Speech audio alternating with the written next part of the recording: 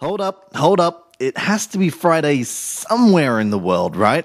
So technically I'm still good, yeah? We're cool, right? Ah well, better late than never, and honestly I love these weekly wrap-ups, so here we are. To be perfectly honest, I've been doing a lot of travelling this week, which means I've also had a lot of time to catch up on some me time when it comes to gaming on the go. The end result? I've kind of fallen in love again with a few old titles, while also playing some new games to death. All in all, a productive week of filling the gaps. Now, onto the news for Friday the 9th of September, 2011.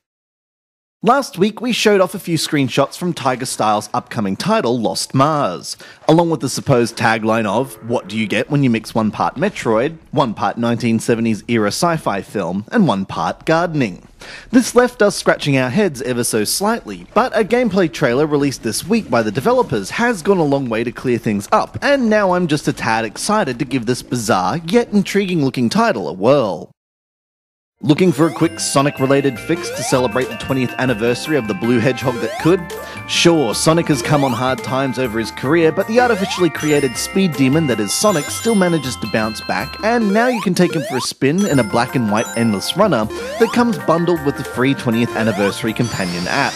Aside from information about Sonic's history, you also get the free Endless Runner and a light version of Sonic 4 in case you haven't picked up the game already. Definitely worth grabbing if you have a chance. File this one under interesting, but not quite interesting enough.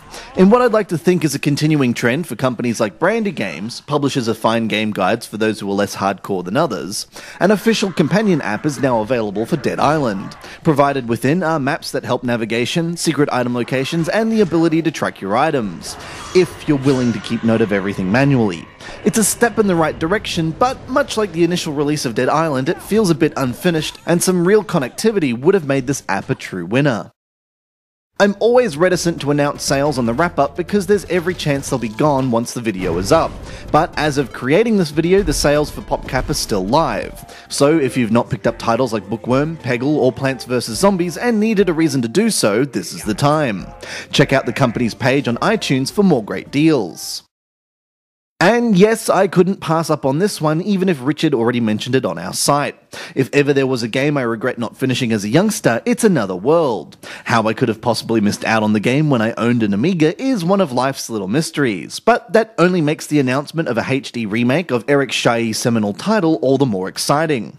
Having recently finished Chailly's XBLA title From Dust, I now feel like I'm prepared to tackle the classic puzzle platformer that mesmerized gamers in the 90s. Oh, and if you're worried about the whole HD thing, you can swipe a la Monkey Island to restore the classic graphics, but only if you really want to. This week's mini review checks out Gun Fu by Dobsoft Studios because there's always room on your iPhone for a time filler that expects nothing more than quick reactions to keep you alert and interested. While one could be mistaken for thinking there's a link to John Woo here, you'd be chasing the wrong thread, as the game seeks to recreate some of the fantastic visual scenes from Equilibrium, a movie that would have been disappointing if it wasn't for this unique martial art. Players are rewarded scores for quickly dispatching enemies, with an instant game over occurring if you let one stay on screen for longer than 1.5 seconds. It's a harsh penalty, but one that also rewards fancy fingerwork, such as double taps for dual kills.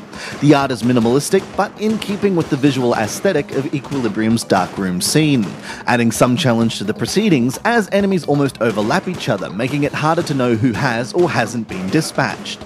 Ultimately, the game's overly simplistic, and you're likely to get bored after mastering the main game, if you ever get that far.